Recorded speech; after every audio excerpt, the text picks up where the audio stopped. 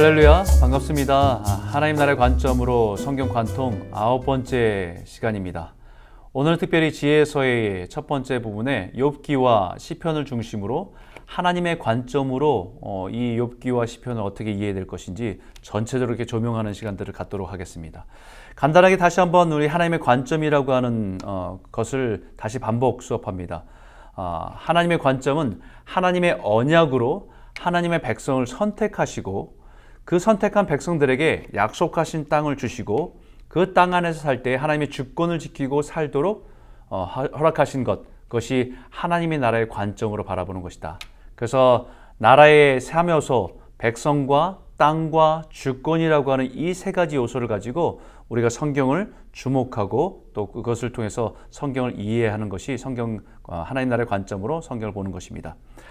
다시 한번 8가지 조각, 그러니까 성경에 구성된 대로, 묶어진 대로 우리가 다시 한번 이 의미들을 살펴보면 모세의 오경, 창출, 레민신 이 5가지는 하나님의 백성을 세워가시는 하나님의 어떤 백성들을 세워가시는가, 어떤 원리를 가지고 세워가시는가를 볼 수 있고 또 그 백성들에게 약속하신 약속의 땅, 그 땅을 선물로 주시면서 그 땅 가운데 찾아가도록 인도하신 하나님의 섭리, 또한 그 땅 가운데 살아갈 때에 이 이스라엘 백성들이 하나님의 주권을 지키고 살아가도록 그들에게 시내산의 율법 주시고 그들에게 약속하신 말씀을 지키도록 하신 그런 주권을 주시키도록 하신 것들을 보시는 것이 이제 모세오경 안에 하나님의 나라의 시작을 볼 수 있는 성경이 모세오경이다.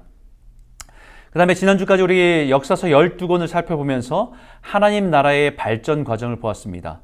믿음으로 하나님의 주권을 지키고 갈 때는 정말 불가능해 보였던 놀라운 역사들이 일어나면서도 하나님의 은혜를 경험하고 하나님 나라의 통치 가운데 그것을 번성하는 걸 보았지만 또 그들이 자신들을 의지하고 하나님을 잃어버리고 그들이 방황 가운데 살 때는 결국은 그 땅마저도 혼돈 가운데 빼앗기게 되는 역사를 보게 되고 결국은 분열되고 깨어져서 결국은 그 땅만에서 쫓겨나게 되고 망하게 되는 역사를 보았던 것이 역사서의 내용입니다. 이제 오늘서부터 2주에 걸쳐 볼 것은 시가서입니다. 여기에는 욥기, 시편, 잠언, 전도서, 아가서 이 5권이 있는데 여기에는 하나님의 백성, 개인적으로 각자의 삶 가운데 하나님의 통치 가운데 살아가는 성도의 삶 속에 하나님의 백성이 경험하는 것, 그리고 그 안에서 배우게 된 지혜를 담고 있다라고 볼 수 있고요.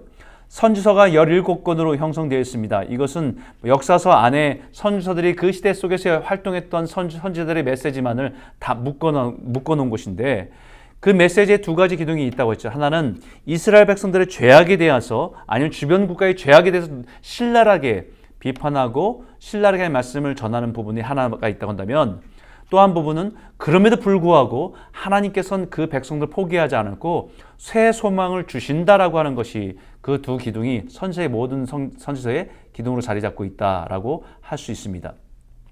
그 새 소망이 신약으로 넘어가면서 하나님 나라의 성취가 예수 그리스도를 통해서 이루어졌음을 사복음서를 통해서 예수님의 삶과 사역과 능력을 자세하게 우리에게 보여주고 있습니다. 예수님을 믿는 그 믿음으로 살아가는 성도의 삶이 이제 그 믿음으로 하나님의 백성 되는 그 하나님 나라의 확장들이 사도행전을 통해서 보여주고 있고 그 사도행전을 통해서 교회들이 세워져가고 번성해가는 그 교회들마다 하나님의 백성들이 세워져가는 그 역사 속에서 하나님의 통치 가운데 살아가는 그 성도들의 삶 가운데 그들의 인생의 신앙과 삶의 이야기가 서신서 안에 담겨져 있다. 그리고 마지막으로 예언서 1권 계시록에는 하나님의 통치 속에서 완전한 하나님의 완성이 이루어지는 것을 보여주고 있는 것이 성경의 구성이다라고 할 수 있습니다.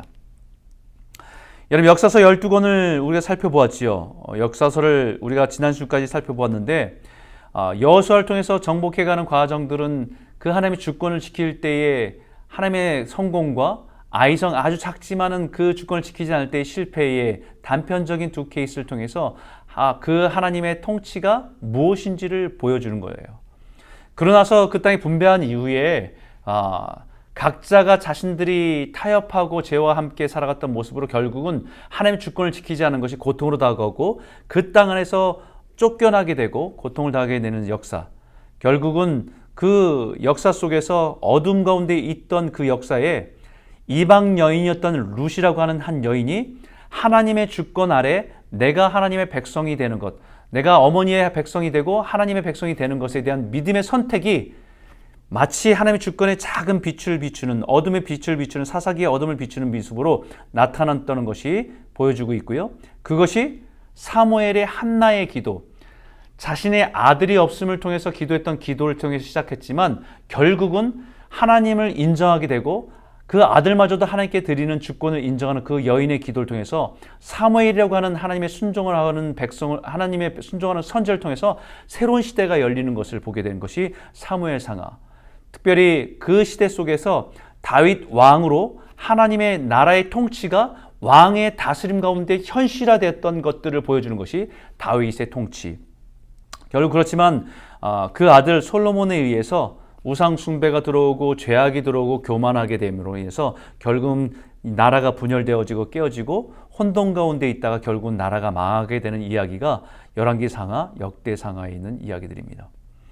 그래서 이제 북이스라엘은 아수르에서 멸망하게 되고 남유다는 바벨론에서 멸망이 되지만 아수르의 정책은 그들을 혼혈하게 되고 정체성을 잃어버리게 되는 것이라고 했다고 한다면 바벨론의 정책은 다행히도 유대인 공동체 그대로 그들을 데려가서 자신의 민족의 복종적으로 충성스러운 일꾼으로 만들려고 했던, 그들의 문화를 지켜주면서 만들려고 했던 그 정책 때문에 유대인 공동체가 살아남을 수 있었고 유대인 공동체가 말씀을 기준으로 그들의 정체성을 지켜갈 수 있었다. 그리고 70년이 지나서 예레미야에게 약속했던 70년이 지나서 그 백성들이 다시 고레스 왕의 명령을 통해서 너희 나라에 들어가서 고성을 짓고 다시 회복하라는 그 명령이 떨어지고 그거 명령이 떨어진 거에 함께 수룹바벨과 에스라와 느헤미야라고 하는 3차 회복을 통해서 이스라엘 공동체가 다시 곧 그 이스라엘 땅 안에 세워져 가는 이야기. 에스더서는 이 회복하는 공동체가 아니라 페르시아 제국 가운데 공동체로 살고 있던 이 유대인들의 멸망할 수밖에 없는 위기 가운데 있을 때 하나님께서 특별히 그들을 지키시는 하나님의 섭리를 보여주는 사건이 에스더서다라는 것을 말씀드렸습니다. 여러분 여기 한 가지 더 생각해 볼 수 있는 것은 이 70년이라고 하는 세월 속에서 하나님의 약속 가운데 회복 가운데 일어났던 일들이지만 그 하나의 70년이 갖고 있는 또 다른 의미는 이 땅 안에 땅의 회복과 휴식의 의미가 있습니다. 인간의 죄로 인해서 타락하고 그것이 병들고 깨어졌던 것들을 다시 회복시키시는 하나님의 은혜가 있었던 시간이 70년입니다. 다시 한번 역사서를 좀 펼쳐보면 여기에 이제 메데 바사 시대까지의 이야기가 지금 우리 역사서를 통해서 살펴본 이야기고 이제 그 구약의 끝이 역사의 시간을 보는 구약의 끝이 메데 바사까지 그 다음에 다시 로마 제국 아래에 있는 예수님 시대에 이제 마태복음이 시작되는 것까지 이 암흑기의 400년이 성경으로는 말라기서부터 마태복음까지의 시간입니다. 그 역사 속에서는 이 시기 속에서 수많은 역사의 격동이 일어나게 됩니다. 페르시아 제국이 망하게 되고 알렉산더 대왕을 통해서 대표되는 헬라 제국이 이 시대를 다스리게 되고 또 알렉산더 대왕이 갑작스러운 죽음을 위해서 나라가 분열되는 것을 통해서 통치되고 다시 유대민족의 역사 속에서 왕국이 형성돼 잠시 그 힘을 얻어서 일어나는 시기가 있었지만 결국은 로마 제국의 통치 아래 들어가 그 예수님 오시기까지 400년의 격동의 시간이 벌어지게 되는 것을 보게 됩니다. 이 시기를 성경은 침묵하고 있는 시기고 이 400년의 시기를 암흑기라고 하기도 하며 신약과 구약의 중간기라고도 말하기도 합니다. 이 부분에 대해서는 나중에 신약에 들어갈 때 다시 한번 여러분과 함께 강의를 하도록 하겠습니다. 그래서 오늘 여러분과 함께 나눌 성경은 지혜서인데 특별히 오늘은 욥기와 시편에 대해서 욥기, 시편, 잠언, 전도서, 아가서 이 5권 중에 2권 욥기와 시편에 대해서 여러분과 함께 말씀을 나누려고 합니다. 하나님 나라의 백성의 경험과 지혜라고 말씀드렸어요. 어떤 경험입니까? 하나님의 나라의 통치, 하나님 나라의 주권 아래 살아가는 성도들, 백성들의 인생 속에서 경험되어지는 인생의 수많은 경험되어지는 그 인생 속에서 깨닫게 되는 지혜를 담고 있는 것이 시가서, 지혜서입니다. 여러분, 이것을 좀 펼쳐보았습니다. 5권이 갖고 있는 의미가 무엇일까라고 하는 것을 통해서 살펴보는데, 이 5권의 중심적으로 갖고 있는 건 지혜잖아요. wisdom. 사람이 배울 수 있는 게 아니고 하나님의 지혜를 깨닫게 되는 것이 위즈덤입니다. 하나님 백성의 성숙의 관점으로 이것을 좀 살펴볼 수 있다고 생각됩니다.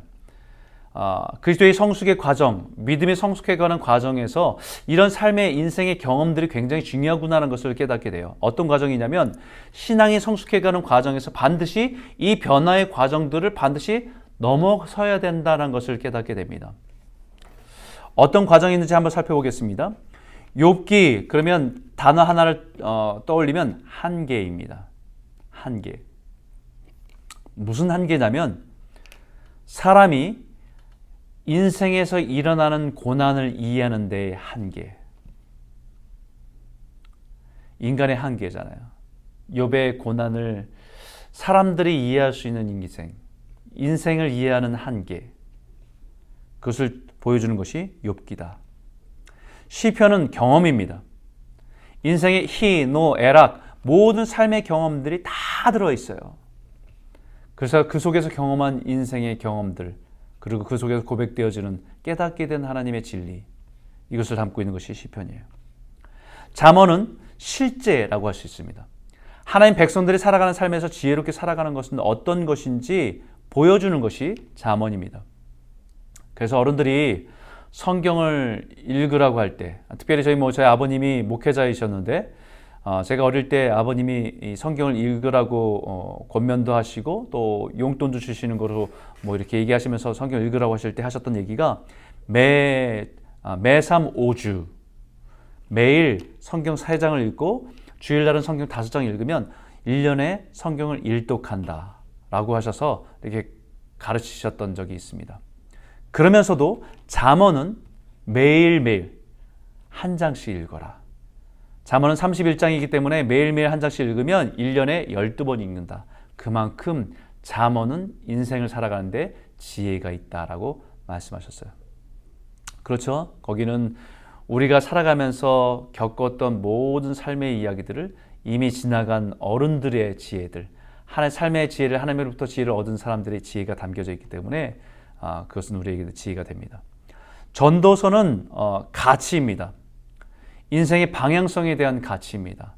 인생의 가치 있게 살아가는 것에 대한 분명한 가치 기준을 정해줍니다.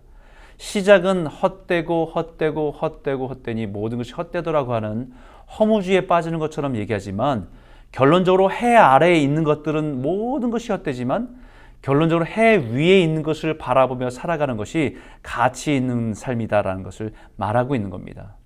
이 땅의 모든 것들도 중요하지만, 그러나 그 모든 것들보다 더 우리가 방향성의 인생의 가치 있게 살기 위해서는 반드시 주목해야 될 것은 뭐냐? 우리 해 위에 있는 영원한 것에 대한 가치를 깨닫고 살아가는 것이 중요하다는 것을 전하고 있는 것이 전도서입니다.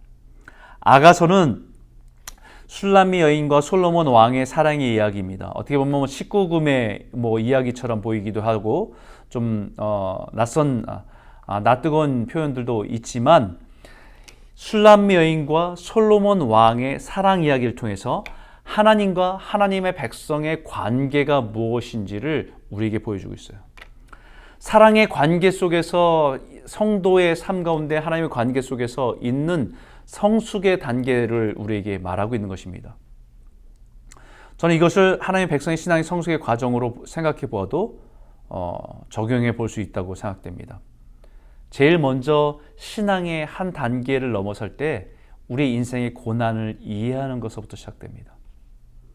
고난을 다 머리로 이해할 수 없지만 하나님의 주권 아래 있고 하나님의 선하심을 인정하며 믿음으로 서로가 한 단계를 넘어서는 것부터 시작된다는 거죠. 이 부분을 다시 한번 나중에 한번 더 살펴보기로 하겠습니다. 욥기입니다. 하나님 나라의 관점에서 보게 되면 하나님 나라의 백성의 고난과 인간 지식의 한계다라고 할 수 있습니다. 어떤 한계냐? 우리의 이해의 한계, 우리 경험의 한계, 우리 배움의 한계라고 할 수 있죠. 여기 중심 구절이 이렇게 말합니다. 무지한 말로 이치를 가른 자가 누구니까? 나는 깨닫지도 못한 일을 말하였고 스스로 알 수도 없고 헤아리기도 어려운 일을 말하였나이다 라고 고백합니다. 여러분, 이게 욥의 하나님께서 말씀하시기 시작하면서 깨닫게 돼서 하나님께 반응한 욥의 고백이지 않습니까? 무엇에 대한 무지입니까? 무엇을 깨닫지 못했다는 겁니까? 자신의 인생에 대한 고난에 대한 이해가 한계가 있었음을, 하나님이 내 인생에 허락하신 그 고난에 하나님이 가지고 있는 그 크신 생각과 섭리를 알지 못했다고 하는 한계, 그것을 고백하고 있는 거지요. 그래서 욥기는 신정론입니다. 하나님이 온 우주를 다스리고 하나님은 의로우신 분이시다라고 하는. 그런데 그 속에서 인간의 고난을 어떻게 이해해야 되는가라고 하는 질문이에요. 악인들은 잘 되고 의인들은 고난당하는 이 모순된 상황을 우리는 어떻게 이해해야 되는가라고 하는, 우리가 가장 먼저 가지고 있는 질문이자 근본적인 질문입니다. 고난에 대한 인간의 이해입니다. 사실 이것은 고대 철학의 흐름 가운데도 같이 맞물려 있습니다. 고대 철학의 처음의 주제들은 인생의 근원은 무엇인가 라고 하는 질문서부터 시작됩니다. 그래서 그것은 물이다, 불이다, 공기다, 흙이다, 이렇게 시작해서 사람들이 그것을 찾아가는 것이 고대 철학의 첫 번째의 고민이었고요. 그 다음에 질문은 인생의 행복은 무엇인가? 그것과 함께 인생의 행복을 이해하기 위해서 반드시 건너가야 할 다리가 뭐냐면, 그럼 고난을 어떻게 이해해야 될 것인가? 고난을 이해하는 데 있어서 우리가 보지 못하는 영역이 있습니다. 그죠? 우리가 누군가를 전도할 때 전도하는 사람에게 가장 많이 듣는 질문이 있습니다.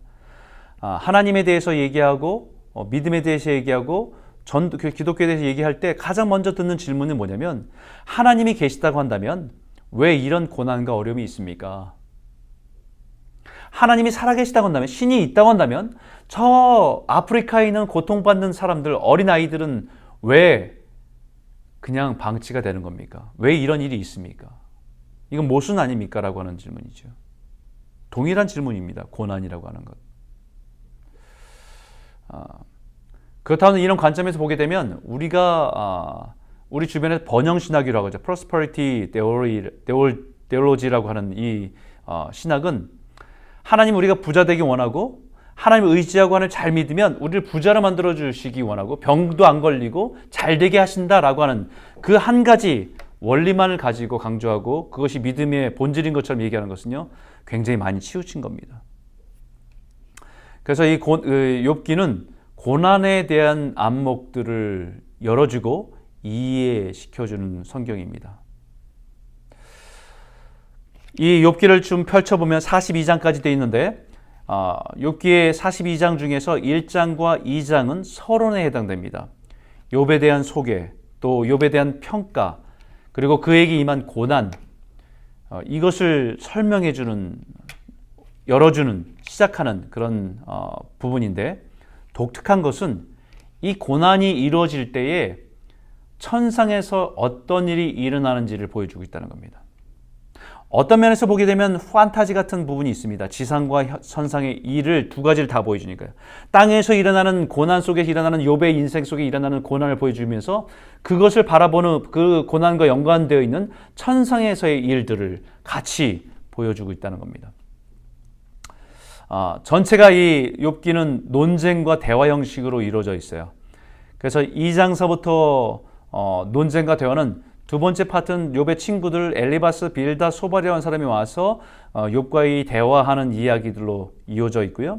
세 번째 파트는 그 젊은 신학도 엘리후라고 하는 사람이 와서 그가 그 욥에 대해서, 욥의 고난에 대해서 대화하는 부분들이 이어져 있고요. 네 번째 부분은 드디어 하나님께서 38장에 가서 말씀하시기 시작합니다.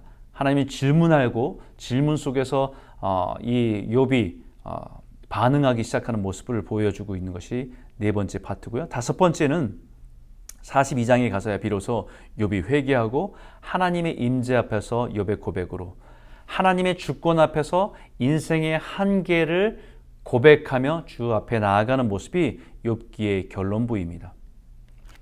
다시 정리하면 모순된 상황을 보여주죠. 욥이 얼마나 의로운 사람이고 완전한 사람인지를 칭찬해 주는 반면에 그 욥이, 그 의인이 고난받는 상황을 보여줍니다. 거기에 대해서 욥의 세 친구 엘리바스, 빌다, 소발이라고 하는 사람, 그리고 젊은 신학도 엘리후가 와서 자신의 생각과 그 고난에 대한 이해를 가지고 욥과 대화하는 이야기로 이 욥은 펼쳐지고 있습니다. 이 두 가지 아까 말씀드렸지만 이 의인의 고난이라고 하는 사항들을 보여주고 거기에 두 관점, 땅과 하늘과 땅의 두 관점으로 이 욥의 고난을 조명하고 있다는 사실이에요. 그러면 우리가 여기에 알지 못하는 영역이 어디입니까? 하늘의 관점이죠. 자, 그럼 여기에 욥에 대한 소개를 1장 1절에 이렇게 말합니다. 우스 땅에 욥이라 불리는 사람이 있었는데 그 사람은 온전하고 정직하여 하나님을 경외하며 악에서 떠난 자더라. 왜 우스 땅입니까? 여기는 뭐 가나안 땅도 아니고요. 우스 땅이라고 하는, 여기는 이스라엘 밖에 있는 땅입니다. 세상 속에 살아가는 하나님의 백성의 모습인데 그럼에도 불구하고 그의 모습은 온전하고 정직하여 하나님을 경외하며 악을 떠난 사람이었다라는 것을 강조하고 있는 겁니다. 욥에 대한 평가가 욥은 진실한 사람이고 다른 사람에 대해서는 태도도 온전하고 신앙과 도덕성으로 완전한 사람이에요. 변함없는 본성을 가지고 있고 하나님 앞에 한결같은 성품을 가지고 있는 사람인 것을 말하고 있습니다. 그것을 온전하고 정직하여 blameless and upright라고 합니다. 하나님을 경외하며 악에서 떠난 자들아. 여러분, 여기 온전하다는 말은 탐이라고 하는 단어인데 구약에서는 노아, 아브라함, 야곱, 요셉 같은 사람을 평가할 때 사용했던 단어들이에요. 그러니까 이 단어는 하나님을 향한 태도가 온전하고 완전한 사람에게 평가할 때 주신 단어입니다. 평가입니다. 그의 온전한 삶이 하나님의 중심에 맞춰져 있었다는 것을 말하고 있습니다. 아들 7이 있고 딸이 3이 있는데 딸이 너무 부자잖아요. 근데 잔치를 벌이고 나면 꼭 성결 제사를 드립니다. 왜 성결 제사를 드리냐면 혹시 하나님께 부지 중에 범죄하지 않았을까? 혹시 잔치를 벌이는 가운데도 하나님 앞에 마음으로 범죄하지 않았을까 하는 마음 때문에 성결 제사를 드릴 정도로 하나님의 관계 속에서 온전하려고 몸부림쳤던 사람이 이 욥이라고 하는 사람입니다. 그런 사람에게 재난이 임했다. 우리가 상식으로 이야기하는 모순된 상황이에요. 그런데도 불구하고 욥기 2장 3절에 여전히 온전함을 굳게 지켰도다. 여기에 대해서 사단이 시험합니다. 사단이 시험하지요. 사단이 시험하는 것은 하나님께 도전합니다. 하나님이 당신이 그 욥에 대해서 그렇게 복을 주시니까 욥이 그렇게 잘 믿는 거지 그걸 다 잃어버리면 당신을 원망할 거라고, 그 신앙은 가짜라고. 그러자 하나님께서 허용해 주십니다. 1장 12절에 여호와께 사탄에게 이르시되 내가 그의 소유물을 다 내 손에 맡기노라. 다만 그의 몸에는 내 손을 대지 말지니라. 사탄이 곧 여호와 앞에서 물러가니라. 여러분, 이 말씀을 보면서 무엇을 알 수 있냐면요, 하나님은 하나님의 백성들에게 감당할 만한 시험밖에는 허락하지 않으신다라는 거예요. 모든 고난은 하나님의 주권 아래에, 통제 아래에 있다는 것을 의미하고 있다는 겁니다. 욥에게 닥친 고난 어떤 게 있습니까? 갑작스런 자녀들의 죽음입니다. 7명의 아들, 3명의 딸의 죽음. 그것뿐만 아니라 재난당하죠. 양 7,000마리, 낙타 3,000마리, 겨리소 500, 암나귀 500. 여러분, 이 규모가 상상이 됩니까? 당시에 낙타라고 한다면 차와 같은 건데 그 정도의 엄청난 것을 하루아침에 다 잃어버립니다. 그것에 대한 욥의 반응은 자녀들이 죽고 모든 재산들이 소멸되었을 때 욥의 반응은 20절에 욥이 일어나 겉옷을 찢고 머리털을 밀고 땅에 엎드려 예배하며. 여러분, 이 고난 앞에 힘들지 않은 사람이 어디 있겠어요?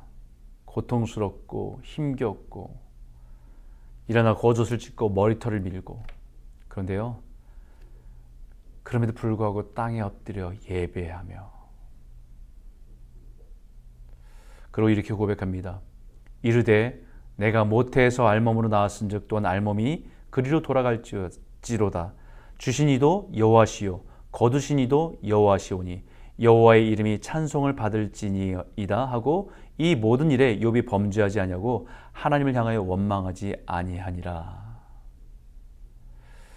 여러분, 내가 알몸으로 온 거고 내가 살아가는 모든 것도 주님께 허락하신 것이고 주신 분도 주님이시고 가져가시는 분도 주님이시기에 나는 그럼에도 불구하고 이 모든 재난 앞에서 하는 여호와를 찬송하면서 내가 범죄하지 않겠다고, 하나님을 원망하지 않겠다고 믿음의 결정을 하는 욥의 모습입니다.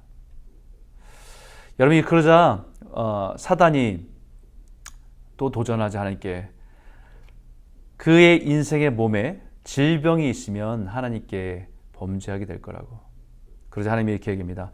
여호와께 사단이 이르시되 내가 내 종 욥을 주의하여 보았느냐. 그와 같이 온전하여 정직하여 하나님을 경외하며 악에서 떠난 자가 세상에 없느니라. 내가 나를 충동하여 까닭없이 그를 치게 하였어도 그가 여전히 자기의 온전함을 굳게 지켰느니라. 무슨 말입니까? 하나님은 욥을 믿는다. 이제 뼈와 살을 치소서라고 하는 사탄의 요구에 그리하면 주를 향하여 욕하지 않겠습니까? 라는 그의 말에 하나님께서 욥기 2장 6절에 여호와께서 사탄에게 이르시되 내가 그를 내 손에 맡기노라 다만 그의 생명은 해하지 말지니라 라고 얘기해요. 사단은 발바닥에 정수리까지 종기를 나게 하고 그 종기 때문에 재에 앉아서 다 망하고 망해진 모든 그 재물 앞에서 자신의 몸에 종기를 긁고 있는데요. 거기에 그의 아내가 사단의 도구처럼 시험하지요. 당신이 그래도 자신의 온전함을 굳게 지키느냐 하나님을 욕하고 죽으라. 여러분 여기에 대해서 어거스틴은 욥의 아내에 대해서 뭐라고 얘기했냐면 마귀를 돕는 배필로 사용되었다라고 얘기합니다. 배필은 배우자를 돕도록 하나님이 창조하셨는데 지금 이 순간만큼은 마귀를 돕는 배필로 사용되었다. 칼빈은 뭐라고 했냐면 사탄의 도구로 잠시 사용되었다라고 얘기해요. 온전함을 굳게 지키느냐 하나님 욕하고 죽으라. 이 모든 일을 욥이 입술로 범죄하지 아니하니라 라고 합니다. 여러분 다시 한번 욥기를 좀 펼쳐보면 욥의 친구들이 이제 그 재난을 당한 것을 보면서 위로하기 위해서 친구들이 옵니다. 첫 번째로 친구들이 와서 한 일은 7일 동안 아무 말도 하지 않습니다. 침묵으로 함께 있어줍니다. 저는 이것을 보면서 참 위로가 무엇인가를 생각하게 되고 배우게 되지요. 위로라고 하는 단어가 나함이라고 하는 단어인데 공감을 넘어서 더 적극적으로 그 마음에 말한다라는 의미예요. 다시 말하면 누군가를 위로한다는 것은 그 사람의 머리나 그 사람의 이해에다 터치가 아니라 그 마음의 터치, 그 마음에 공감이 되고 마음이 이해돼서 생각이나 감정이 바뀌는 상황들이 아마 위로라고 할 수 있는 말인 것 같아요. 근데 여기 욥의 친구로 온 사람 엘리바스, 빌닷, 소발 이 세 사람은 사실은 세상 지혜자들의 대표하는 사람들입니다. 친구들의 반응은 첫 번째 와서 소리질러 울었다고 해요. 욥기 2장 12절에 소리질 함께 울었습니다. 욥을 보고 울고 함께 울었어요. 로마서 12장 15절에 보면 우리 신앙의 공동체가 뭐냐면 우는 자들과 함께 울고 웃는 자들과 함께 기뻐하는 것이 믿음의 공동체이지 않습니까? 우는 자들과 함께 울 수 있는 공동체, 그것이 하나님의 믿음의 사람들의 공동체라고 할 수 있는 거죠. 그것이 공감입니다. 7일간의 침묵이 흘러가요. 7일간에 어떤 말을 해야 될지 알 수 없어서 참 힘들었던 시간들을 보내게 됩니다. 이 시간들은 공감이 돼서 무슨 말을 할지 알 수 없었던 무지의 시간일 수도 있고요. 또 공감하면서 함께 아팠던 시간일 수도 있습니다. 여러분 우리가 가끔은 정말 어떤 고난을 경험하는 사람들을 만나게 되면 내가 경험하지 않았던 고난 앞에 있는 사람을 만나게 되면 제가 알고 있는 단어와 언어가 얼마나 가벼운지를 알기에 섣불리 말하기가 어려울 때가 참 많습니다. 한 번은 제가 여기에 한 10여 년 전에 제일 어려웠었던 때가 있는데 다운타운에 살던 젊은 부부가 있었는데 국제 결혼한 부부였어요. 남자가 백인이고 여자는 한국 분이었어요. 근데 갈등도 있었고 우울증도 앓았던 여인이었습니다. 근데 어느 날 남편이 가지고 있었던 총을 가지고 자살을 한 상황이 있었습니다. 결국 그 일을 장례 절차를 다 섬겨줘야 되는 시간이었는데 한국에서 그 동생의 죽음의 소식을 듣고 비행기를 타고 가족들이 날라왔는데요. 그 저녁 때 그들을 앞에서 예배하는데 무슨 말을 해야 될지 모르겠더라고요. 어떤 말도 어떤 단어도 그 상황에는 적합하지 않다 라는 말 속에 그런 생각에 정말 힘들었던 시간들이 있었습니다. 제가 알고 있는 단어들이, 제가 알고 있는 언어들이 참 가볍다. 섣불리 어떤 말을 한다는 것이, 위로한다는 것이 위로가 되지 않는구나 라는 것을 많이 깨달았던 시간들이 있습니다. 욥의 친구들이 찾아와서 욥을 보면서 우린 정말 누구를 위로할 수 있을까? 또 욥의 친구들이 갖고 있는 한계, 또 지혜의 한계가 결국은 욥을 위로하기보다는 욥에게 또 다른 상처를 만들어주는 그런 일을 하게 되는 일을 보게 됩니다. 그래서 셰익스피어가 이런 말을 합니다. 상처를 입어보지 않은 사람은 흉터를 보고 놀린다. 상처를 입어보지 않은 사람, 동일한 아픔을, 고통을 경험하지 않은 사람들은 다른 사람을 위로한다고 접근해서 한 얘기가 어쩌면 때로는 그 사람의 마음을 또 상처 줄 수 있다는 얘기라고 할 수 있죠. 여기 세 사람의 친구 엘리바스, 빌닷, 소발이라고 하는 이 세 사람의 사람들은 나름대로의 하나님을 아는 사람들이고 자기 나름대로의 신학을 갖고 있는, 신학적인 체계를 갖고 있는 사람들입니다. 첫 번째, 이들이 갖고 있는 첫 번째 신학 체계는 하나님은 절대적으로 통치하신다 라는 생각과, 두 번째는 하나님은 절대적으로 정의롭고 공정하신다. 세 번째는 그렇기 때문에 하나님은 언제나 악인에게 벌을 내리시고 의인에게 복을 주신다. 언제나 그렇지 않다고 한다면 하나님 불의하신 것인데 그럴 수 없다라고 하는 전제예요. 네 번째, 그러므로 내가 고난을 당한다면 내가 죄를 지었기 때문이고 내 죄 때문이고 공의롭게 벌을 받는 게 틀림없다라고 하는 그 네 가지 전제가 이들의 논지 속에서, 대화 속에 그대로 묻어 있습니다. 이 세 친구의 공통점입니다. 그런데 이것을, 이 논지를 전하는 과정에서 각자가 가지고 있는 주장의 근거는 약간씩 달라요. 그래서 이 세 사람을 좀 이렇게 분석해 보면 여기 엘리바스라고 하는 사람은 약간의 신비주의자입니다. 이 여러 가지 대화를 하고 욥에 대해서 설득하는 과정에서 어떤 것을 기준으로 얘기하면 자기의 경험이 제일 중요해요. 자기가 환상을 본 것, 자기가 주관적으로 체험한 것들이 기준이 되어서 욥을 판단하고 욥을 다그치는 일들을 하게 되는 모습을 보게 됩니다. 빌닷이라고 하는 사람은 전통주의자입니다. 단순합니다. 체계가 단순해요. 하나님이 절대 그렇게 하지 않는다.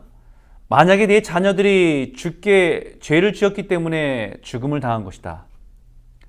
하나님께 네가 몰라서 그렇지, 아버지는 네가 몰라서 그렇지, 하나님께 죄를 지었던 것이 분명하다.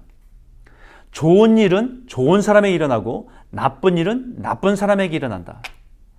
의인은 복을 받고 악인은 벌을 받는 것이 마땅하고, 결국은 그렇기 때문에 네가 너에게 일어난 일은, 네 자녀에게 일어난 일은 결국은 너의 죄 때문이다. 소발이라는 사람은 도덕주의자입니다. 이 사람도 비슷합니다. 욥을 부끄럽게 해서 자신이 틀렸음을 인정하게 만들어야 한다는 생각을 갖고 있어요. 자네가 깨달았으면 좋겠는데 자네가 파산하고 가축과 종들을 잃고 자식을 먼저 떠나보고 건강을 잃어버린 것, 이건 용서받지 못하는 자네의 죄 중에서 일부에 관한 것만 되돌려 받은 것에 하나님이 자네에게 전부 다 되갚으셨다고 한다면 상황은 훨씬 더 비참했을 거네.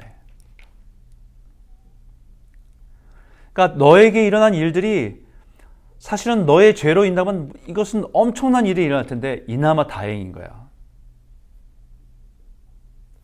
여러분, 이 세 사람이 다 보통 그 근본적으로 공통점을 갖고 있는 것은 인과응보의 원칙입니다. 선한 사람에게는 복을, 악한 사람에게는 벌을. 선한 사람의 고난이 있을 수 없고 악한 사람에게는 고난이 당연한 것이고, 이 신학체계 속에서 욥을 이야기보다는 판단하는 자리에서 친구들이 대화를 이끌어가는 것을 보게 됩니다. 이 세 사람을 왜 성경에서 욥에서 이 세 사람을 표현한 이유가 고난을 이해하는 세상의 견해들을 상징하고 있는 사람들입니다. 여러분, 이런 사람들이 우리 중에 있을까요, 없을까요? 늘 있습니다. 그리고 때로는 우리가 하나님을 안다고 하는 그 견해 속에서 사람의 고난을 보면서 그것을 공감하고 그것을 이해한다고 하면서 내가 가지고 있는 기준으로 판단하고 정죄할 때가 많다는 겁니다. 그리고 실수할 때가 많다는 거예요. 그 이후에 엘리후라고 하는 젊은 신학도가 나타납니다. 이 앞에 있었던 엘리바스나 빌닷과 소발보다는 훨씬 더 균형을 갖고 있습니다. 하나님은 선하시지만 고난은 가끔 의인을 연단하는 하나님의 방법으로 사용하시기도 한다라고 하는 나름대로 균형이 있는 신학적인 체계를 가지고 있어요. 그래서 첫 번째 말은, 이 엘리후의 첫 번째 발언은 욥에게 귀 기울여서 듣고 잠잠하라고, 지금 감정적으로 굉장히 힘들어하고 있는 욥에 대해서 잠잠하라고, 그리고 겸손하게 하나님께 순종하라고 명합니다. 두 번째 말은 하나님은 불공평하다는 그 욥의 말에 대해서 하나님은 의로우신 분이심을 변화하기 위해서 하나님 훈련시키시는 분이시고 교사이시다는 것을 강조합니다. 세 번째 발언은 하나님은 욥의 교만 때문에 부르짖음에 응답하지 않고 계신 거라고 그에게 가르쳐 줍니다. 욥이 하나님 나에게 응답하지 않아서 너무 답답하고 힘들어하고 있는 욥에게 너의 교만 때문에 하나님 너에게 응답하지 않는 거라고 얘기하십니다. 네 번째 발언은 자연 섭리에 나타난 하나님의 주권과 자비를 설명하고 욥이 하나님의 길을 설명하니까 욥이 하나님의 길을 이해할 수 없다라고 말하기도 합니다. 이런 네 번째 발언을 하면서 이 감정적으로 상해 있는 욥과의 논쟁이 좀 격해지면서 감정적으로 흥분해버리는 모습들로 나타내주고 있는 거지요. 여러분, 이것을 통해서 욥의 이야기를 통해 우리에게 말하고 있는 것은 뭐냐면, 균형적인 신학 체계를 가지고 있지만 고통받고 있는 욥의 내면을, 아픔을 이해하지 못하고 있는 한계를 보여주고 있는 거예요. 결국 모두가 고난을 이해하고 고난받는 사람을 이해하는 데 있어서는 한계가 있음을 이 네 사람을 대표적으로 이렇게 보여주고 있는 겁니다. 그러고 나서 이제 하나님께서 말씀하시기 시작합니다. 질문의 형태로 말씀하기 시작하세요. 첫 번째 말씀은 무식한 말로 나의 뜻을 어둡게 하는 자는 누구냐? 너는 허리띠를 동에 메고 대장부처럼 일어나서 묻는 말에 대답하라. 내가 땅에 기초를 세울 때 너는 도대체 어디 있었느냐?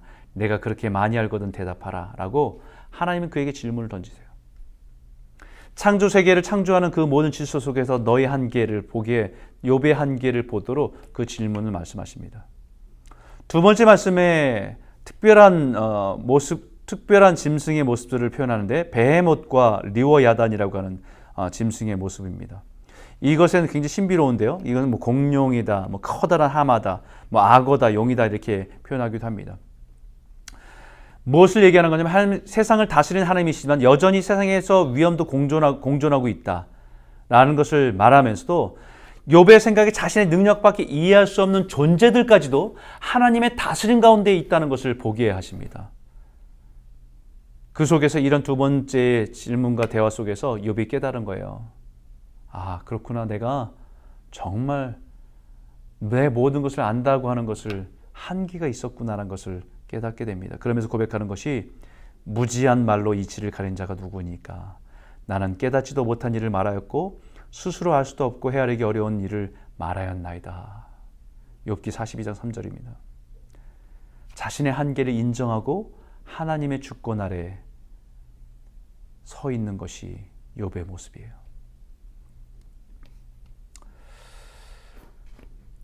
인생에 대해서 아는 것, 우리가 신앙에 대해서 아는 것, 알아가면서 자라가기도 하지만 우리가 갖고 있는 그 한계가 있음을 인정하는 것이 굉장히 중요합니다. 때로는 우리의 영역 밖에 하나님이 일하시는 것을 다 알 수도 없는 것들이 너무 많이 있잖아요. 인생에 대한 이해의 한계를 여기에 말하고 있는 겁니다. 여기에 이렇게 말하지요. 욥기 42장 4절에서 6절에 내가 말하겠사오니 주는 들으시고 내가 주께 묻겠사오니 주여 내게 알게 하옵소서.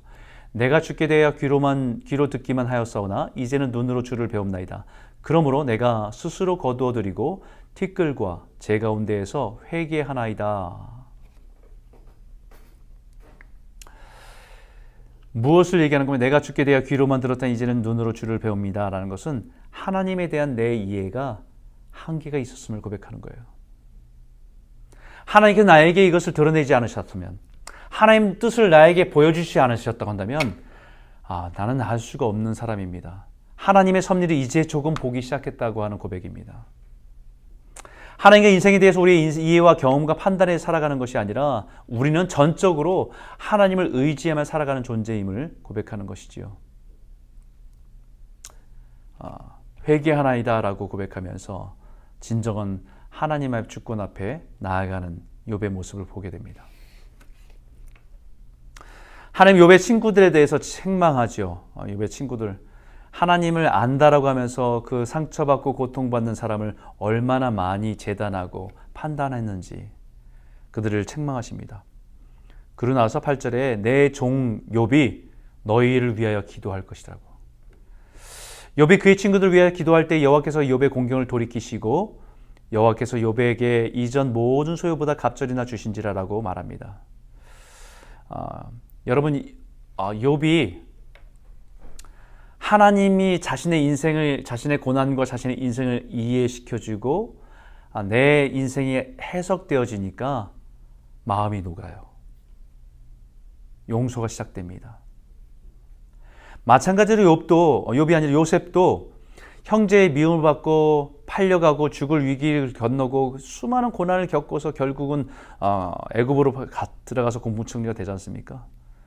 근데 자신에게 행한 일들만 생각하면 이거는 복수해야 되고 이것은 용서할 수 없는 일이에요. 하지만 자신에게 일어났던 모든 고난이 하나님의 섭리 가운데 이해되어지고 해석되어지니까 그 형제들을 향해서 용서가 됩니다. 용서는 그 사람들을 보면서 용서를 시작하려고 하면 안 돼요.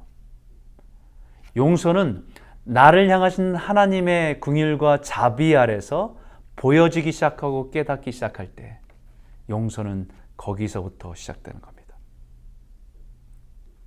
욥이 그 친구들을 위해서 기도합니다. 기도할 때에 그 곤경을 돌이키셔서 그에게 소유의 갑절이나 다시 회복시켜 주십니다. 어떤 분은 이런 설교를 하시는 분도 들었어요. 욥이 그런 고난을 다 지나고 나니까 봐라, 하나님께 그에게 2배로 보상해 주지 않냐. 저는 그렇게 이야기로 흘러간다고 한다면 욥을 잘못 이해한 거라고 생각돼요. 어떤 사람이 자신의 아들이 죽음을 경험했는데 또 다른 아들을 태어났다고 해서 그것이 해결이 되겠습니까? 욥기의 결론에서 말하고 있는 것은 그의 소유가 양이 7천에서 14,000이 되고 낙차가 3천에 6천이 되고 결의소가 500에서 1000이 되고 암나귀가 500에 1000이 되었다고 해서 그것이 복이 아니라 하나님의 섭리를 알고 하나님의 주권을 이해하면서 하나님을 경외하는 자리에 나아가게 되었다는 것이 복입니다. 여러분, 여기에 아들이 7명, 딸이 3명이 다시 회복됐지요. 그 다음에 아내는요? 아내는 2명이 됐습니까? 아니면 재혼했습니까? 아들과 딸은 누구에게서 다시 태어난 겁니까? 그 후에 140년 살면서 아들과 손자 4대까지 그 자녀의 자녀를 보면서 복을 누렸다고 얘기해요. 어떤 분은 여기에 대해 잘못 오해하면 아내가 아까 하나님을 원망하고 죽으라라고 하는 그 저주의 말을 쏟아붓던 그 여인이 아마 도망갔을 거다라고 얘기하는데 아니요. 욥의 고백의 19장 17절에 보게 되면 내 아내는 내 숨결을 싫어하며 라고 고백해요. 여러분, 지금 고난이 너무 힘든 거예요. 어떤 거 하나 사고를 당해도 그 시간들이 경제적 어려움을 통해도 한숨을 쉬며 그 시간들을 아파하고 지나가는데 자녀들을 다 잃었고 가난하고 모든 걸 다 잃었고 병들었는데 거기에 감정을 다스릴 만한 균형을 지키며 감정을 다스릴 만한 사람이 어디 있겠습니까? 그럼에도 불구하고 중요한 의미는 뭐냐면요. 그 말로 젖어왔던 아내이지만 그 고난의 시간들을 함께 견디어 버텼다는 거예요.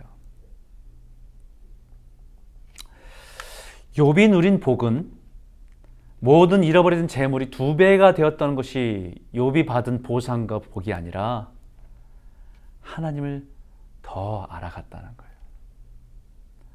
자신의 인생의 고난을 통해서 하나님을 더 깊이 경험하고 하나님을 더 깊이 경외하는 자리에 서게 됐다는 것이 욥이 누린 복입니다.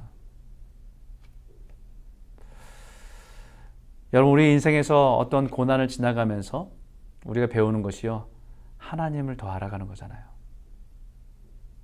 때로는 내 인생이 저주처럼 고통처럼 찾아온 것이지만 합력하여 선을 이루신 하나님의 신실하심을 보게 될 때 우리는 하나님을 더 신뢰하는 자리로 나아가는 거잖아요. 두 번째는 시편입니다. 시편은 하나님의 나라의 관점에서 의미를 정리하면 하나님 나라의 백성의 다양한 신앙 경험이다라고 할 수 있습니다. 여기에 중심된 말씀을 여기 시편 18편 16절에 이렇게 말합니다. 그가 높은 곳에서 손을 펴사 나를 붙잡아 주시며 많은 물에서 나를 건져내셨도다 라고 말합니다. 하나님 높은 곳에 계신 분이지만 우리가 인생의 수많은 많은 물들, 많은 고난들을 당할 때 마치 홍수처럼 우리 인생에 덮쳐버리는 그런 어려움들을 당할 때에 주님은 우리를 붙잡아 주셨고 우리를 구원해 주셨다라고 하는 고백이 여기에 한 구절에 담겨져 있습니다. 이 많은 물이라고 인생에 경험되는 많은 물이 어떤 거겠습니까? 배신도 있고 소외도 있고 외로움도 있고 박해요, 핍박과 조롱과 가난과 폭력과 깨어짐이 모든 인생에 경험되는 모든 아픔들과 고난들이라고 할 수 있는 거지요. 인생의 모든 곳에서 지나가면서 눈물 없이는 지나가지 못하는 그런 시간들이겠습니다. 그래서 시편은 눈물로 읽는 성경이다라고 말합니다. 여러분 언제 시편이 여러분 가슴으로 이렇게 살아있는 말씀으로 다가온 적이 있습니까? 시편은요, 인생의 고난을 지나가 보지 않은 사람은 문학으로 다가옵니다. 그런데 인생의 고통을 지나가면서 시편을 접한 사람은 시편 한 구절 한 구절이 우리의 심장에 살아있는 말씀으로 다가옵니다. 그래서 시편은 우리 인생의 이야기에 다 담겨져 있는 거예요. 우리의 이야기예요. 하나님의 나의 인생의 주권자를 고백하며 믿고 살아가는 우리 인생에 찾아오는 수많은 문제 앞에서 우린 때로는 고통하고 부르짖고 몸부림치며 살아가는 우리 인생의 이야기입니다. 우리 인생의 모든 이야기가 시편에 다 담겨져 있어요. 그런 모든 경험들이 있는 것이 시편이다라고 할 수 있는 거지요. 그래서 시편은 150편을 쫙 펼쳐보게 되면 거기에 구분되어 있듯이 1권, 2권, 3권, 4권, 5권으로 구분되어 있습니다. 주제별로 좀 살펴보면 1권은 1편부터 41편까지 창조주와 인생에 대해서, 2편은 42편서부터 72편까지 해방과 구속에 대해서, 3권은 73편부터 89편까지 예배와 성소에 대해서, 4권은 90편서부터 106편까지 인생의 순례에 대해서, 5권은 107편부터 150편까지 말씀과 찬양에 대해서 이렇게 구분되어 있습니다. 시편 저자는 다윗과 아삽과 고라의 자손과 해만 같은 성전 예배 지도자들, 그리고 솔로몬과 모세의 시편, 이명의 성가대와 같은 예배 때 불렀던 시편들로 구성되어 있습니다. 그래서 이런 것들을 고대 시들과 성들에 부르기 합당한 것들을 다 모아서 150편이라는 것을 묶어서 정리하는 것이죠. 사실은 시편 한 편 한 편들이 다 주제가 있습니다. 다 주제가 있고 또 의미가 있지만 시편 전체 150편이 서론과 결론을 갖고 있는 한 권의 책이라고 해도 무방합니다. 시편 1편에 그래서 복 있는 사람은 이라고 시작한 서두를 던지면서 복 있는 사람은 어떤 사람인가라고 하는 질문 앞에 그 복 있는 사람에 대한 답을 찾아가는 여정이 시편이라고 해도 무방합니다. 결론은 누구냐? 주님의 주권 앞에서 찬송하며 살아간 사람이다 라고 하는 것이 시편의 결론입니다. 주제별로 보게 되면 감사가 담겨 있는 시편이 있고요. 감사로 우리에게 행하신 일들로 인한 감사. 또 하나님에 대해서 찬송하는 찬양하고 하나님 높이는 그런 고백이 있는 찬양.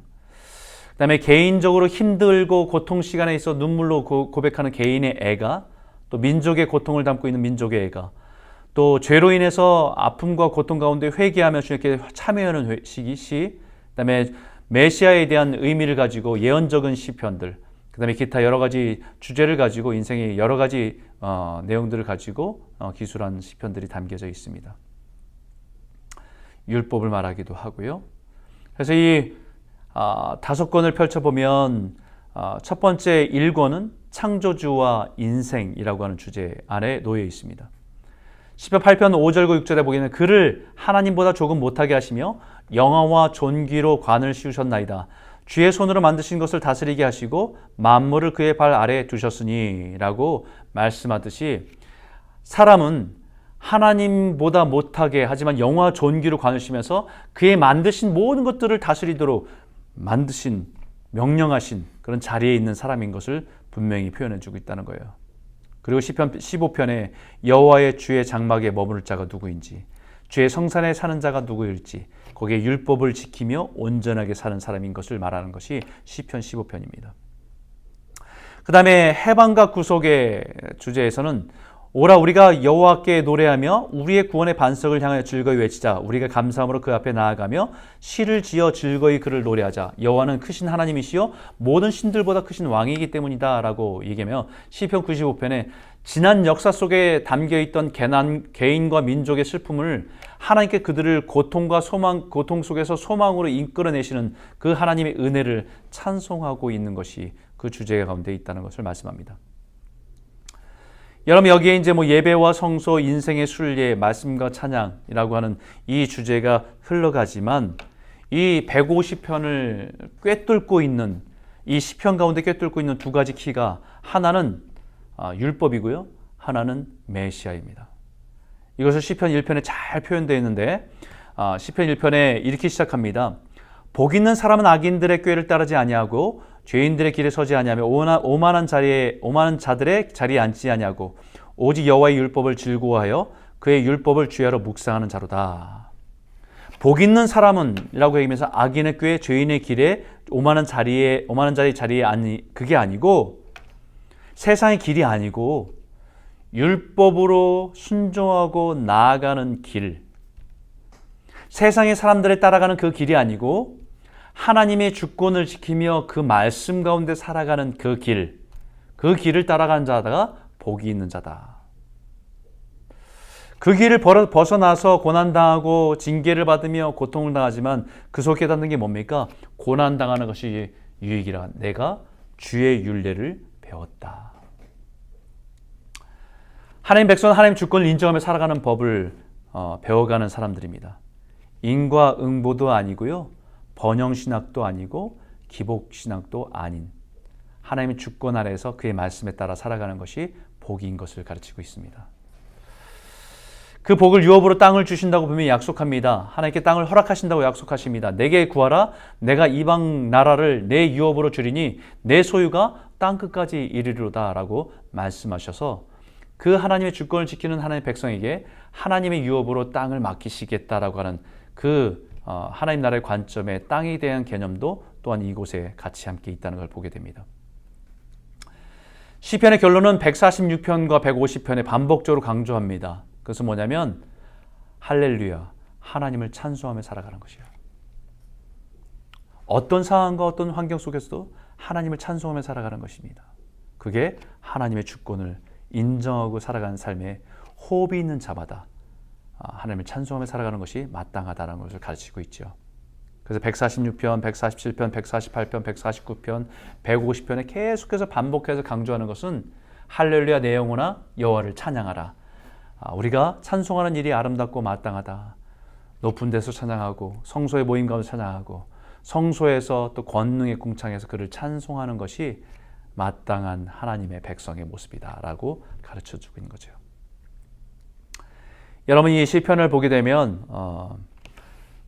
우리 인생의 많은 고난을 겪는 많은 상황 가운데 애통하고 눈물이 있는 그 자리에서 고백하기 시작합니다. 그러나 그 자리에 점점 어디로 옮겨가요? 하나님을 찬송하는 자리로 옮겨갑니다.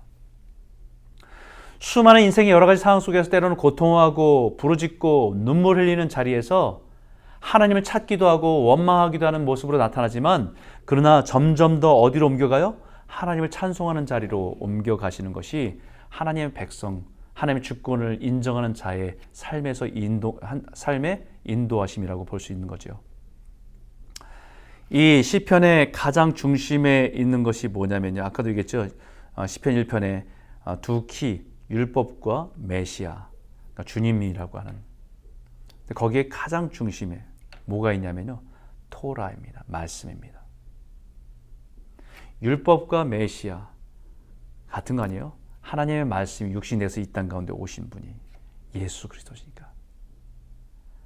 그래서 성경의 중심에는 뭐가 있냐면요, 119편 1절서부터 176편 6절까지 있는 거예요. 가장 긴 시편이 119편입니다. 그게 토라잖아요.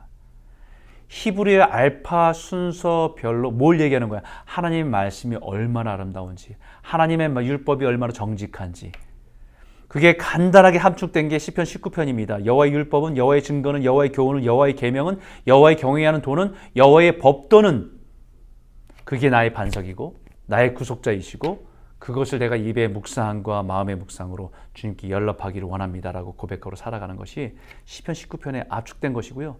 그것이 119편에 확장된 겁니다. 그것이 시편 중심에 있는 거예요. 그 중심에 있는 이 율법을 따라, 말씀을 따라 살아가는 것이, 하나님의 주권을 지키고 살아가는 것이 하나님이 주시는 복을 누리는 복된 사람이다라고 하는 것이 시편의 전체가 갖고 있는 의미입니다.